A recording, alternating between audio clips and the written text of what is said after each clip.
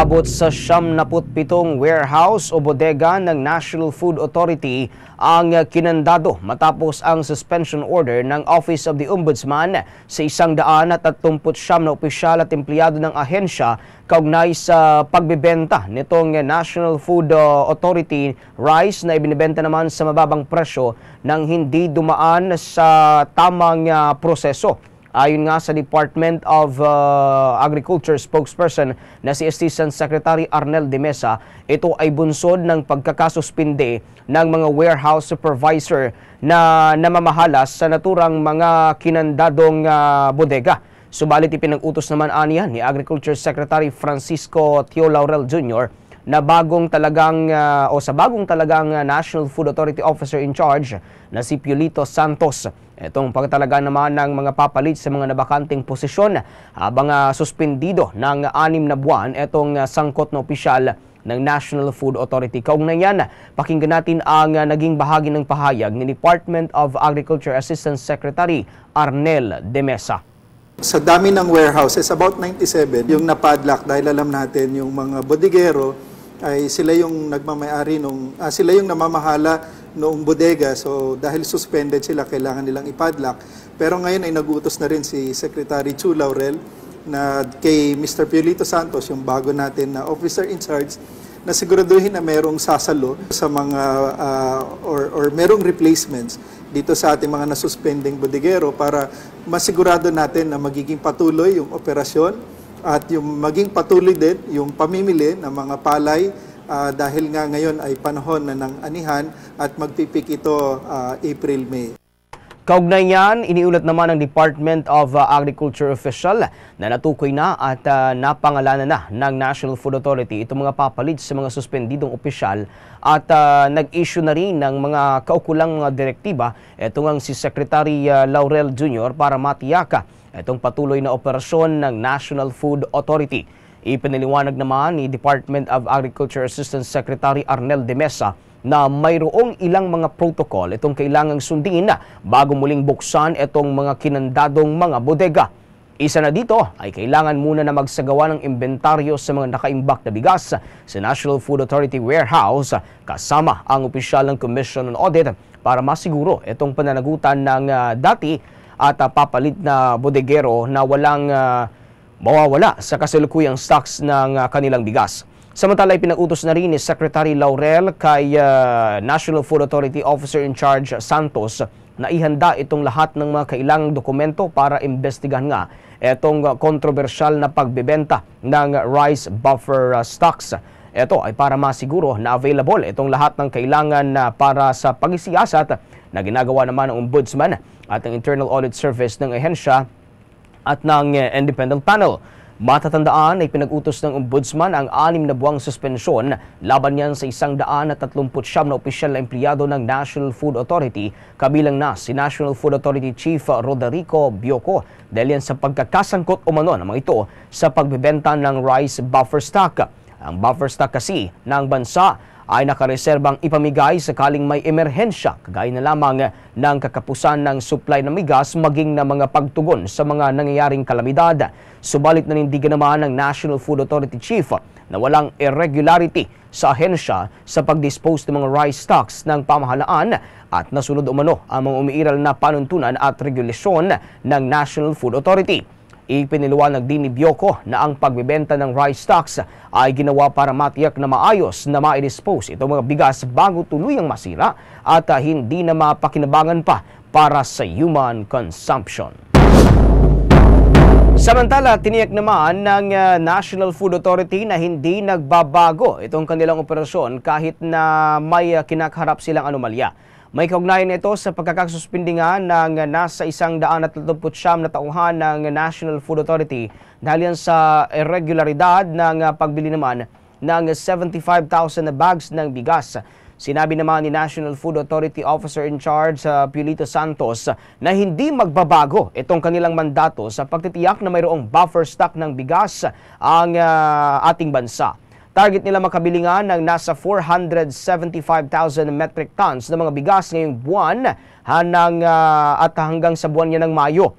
mahigpit anya itong ugnayan nito sa National Food Authority Council and Agriculture Secretary Francisco Tio Laurel Jr. para sa iba't ibang mga programa ng kanilang ahensya. Samantala, abot pa muli sa 5 hanggang 7 taon bago tuluyang kumita ang mga digital banks sa ating bansa. Sinabi yan ni Bangko Sentral ng Pilipinas Director Melchor Plabasan na mayroong 2 sa kabuuang 6 na digital banks sa bansa ang kasalukuyan ng kumikita. Isa sa nakitang dahilan ng Bangko Sentral ng Pilipinas ay ang may ilang digital bank ang hindi pa nakikita o nakakita ng tamang business model para yan sa kanilang target market na mayroong mataas na untested credit profile. Tiwala naman ng Bangko Sentral ng Pilipinas na sa mga susunod na taon ay tataas pa lalo ang bilang ng mga mamamayan na magsimulang tumangkilik ng mga digital banks. Samantala, naglabas naman ng kautusan si Department of Agriculture Secretary Francisco Tio Laurel Jr. sa officer in charge nga ng National Food Authority na si Piolito Santos na ihanda na at ilabas itong mga lahat ng dokumentong kakailanganin naman ng Ombudsman at iba pang investigating bodies kaugnayan sa anomalya ng umano'y bentahan sa murang halaga ng National Food Authority rice sa ilang piling traders.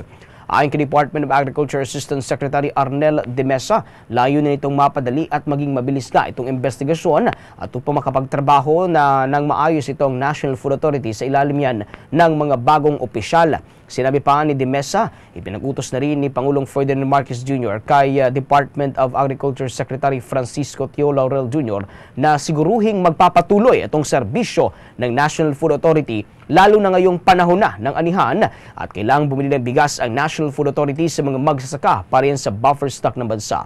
Kaya asahan aniya na sa mga susunod na araw ay pangangalanan na itong mga bagong pinuno ng National Food Authority na papalit naman sa opisyal at tauhan ng mga nasuspinde ng ombudsman nga. Ang tinutukoy dito ay yung iba pang mga tauhan na papalit nga doon sa nabakanting posisyon noong mga nasuspinding kawani at opisyal ng National Food Authority. Yung una lamang ay ilan pa lamang itong napapangalanan nga. Nagbigay na rin ng direktiba sa Secretary Laurel kay Santos. Nabuksan nga itong 77 bodega ng National Food Authority na kinandado muna ng mga nasuspinding mga bodegero. Nilino naman ni De Mesa na may prosesong dapat munang sundin tulad na lamang pag-inventaryo muna bagong dito sa laman ng bodega kasama ang dati at bagong bodegero na sasakihan ng taga-Commission on Audit at iba pang kinatawan ng ating pamahalaan. Itong mga warehouse naman ng National Food Authority dyan sa Cebu, abay nakapadlock na. Ito namang gobernador ng naturang lalawigan ng Cebu, hiniling sa Food Authority. Alamin natin ang buong detalye sa pag-uulat ng Bombo Radio Cebu. Nabalot ng padlock ang mga bodega ng National Food Authority sa Central Visayas kung saan 6 na bodega ang nakapadlock sa Cebu City at 3 sa Bohol, gayon din sa Negros at kabilang na ang Siquijor. Kaya naman una nang hinimok ni Cebu Provincial Governor Gwendolyn Garcia ang National Food Authority na ibalik ang bintahan ng bigas sa Kapitolyo upang maipagpatuloy ang mga programa nito. Ayon sa Kapitolyo, may inilabas na memorandum ang NFA na may petsang Pebrero 24, 2024 na nag-uutos sa mga regional manager ng ahensya na itigil ang pagpapalabas ng mga hinihiling na rice issuance nang walang pag-aproba ng administrator na si Roderico Bioco. Dagdag pa ni Garcia na dahil sa memorandum na iyon hindi magbibenta ng bigas ang NFA 7 sa Kapitolyo habang walang approval mula kay Bioco.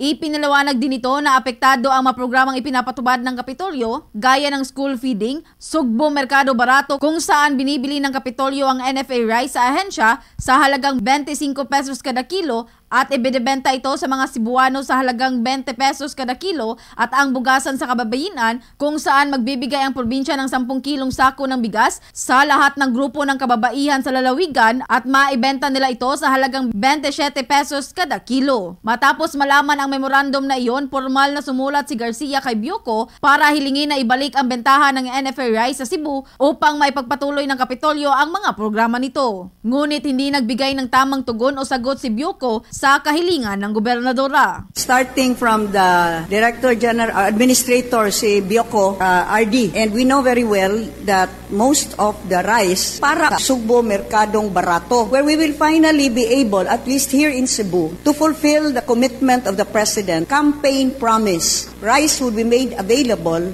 at 20 pesos per kilo. Ating napakinggan si Cebu Provincial Governor Gwendolyn Garcia. Mula rito sa lungsod at lalawigan ng Cebu, Bombo Joanna Cañete. Para sa number 1 and most trusted radio network in the country, Bombo Radio Philippines. Basta Radio, Bombo!